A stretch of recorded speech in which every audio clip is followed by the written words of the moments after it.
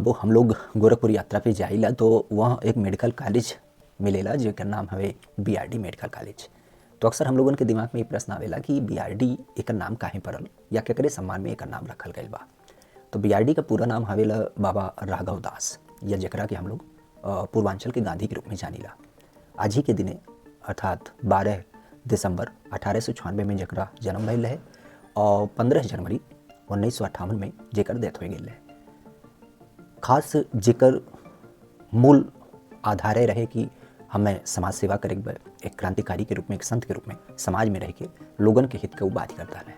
असल में वो जमाना ऐसा रहे जब टीवी, रेडियो, समाचार पत्र पत्रिका ना रहे।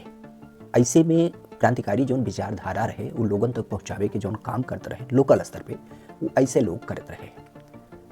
बात अगर हम लोग क्रांति की करी तो महात्मा गांधी के द्वारा जब असहयोग आंदोलन शुरू किए गए रहे तो बाबा हमें सक्रिय भूमिका निभावे।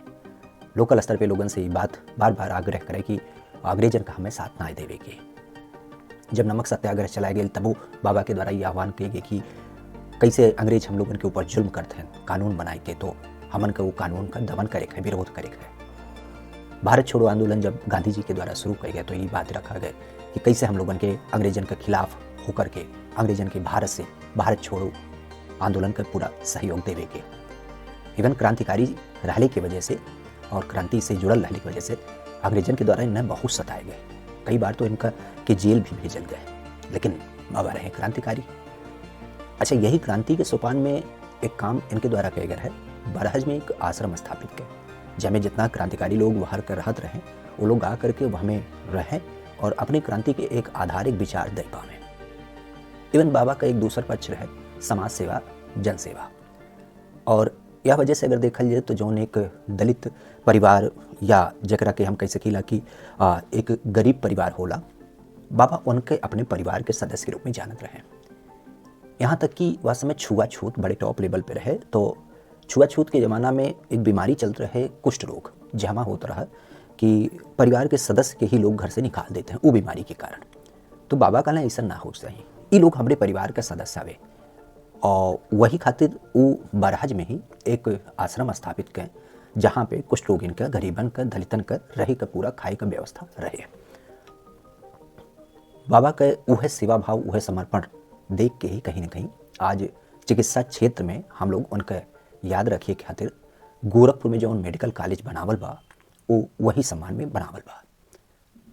खास जौन उनके एक सेवा भाव समर्पण के हमेशा हम लोगों के बीच में याद दिया वेला। और पूर्वांचल के स्वरूप में अगर कहल जाए तो जौन वहाँ के गरीब गुरबा लोग बाटे उनका तो एक आधार हवे।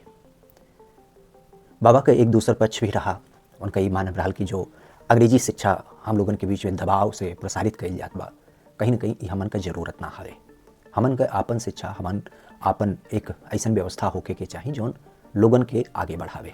और उनका एक मानव रहा कि पढ़ल लिखल ही समाज का करेला, कहीं ना कहीं सुधर सकेला। ऐसी अवस्था में हिंदी भाषा के बढ़ावा देवे खातिर इनके द्वारा राष्ट्रभाषा विद्यालय वही बरहज देवरिया में स्थापित कल गए, जहाँ में पढ़ाई लिखाई, संस्कार और राष्ट्रीय भावना जैसन बातन पे चर्चा कही जाए। वही कहे कि मूल भावना लोगन में विकसित होके के चाहे।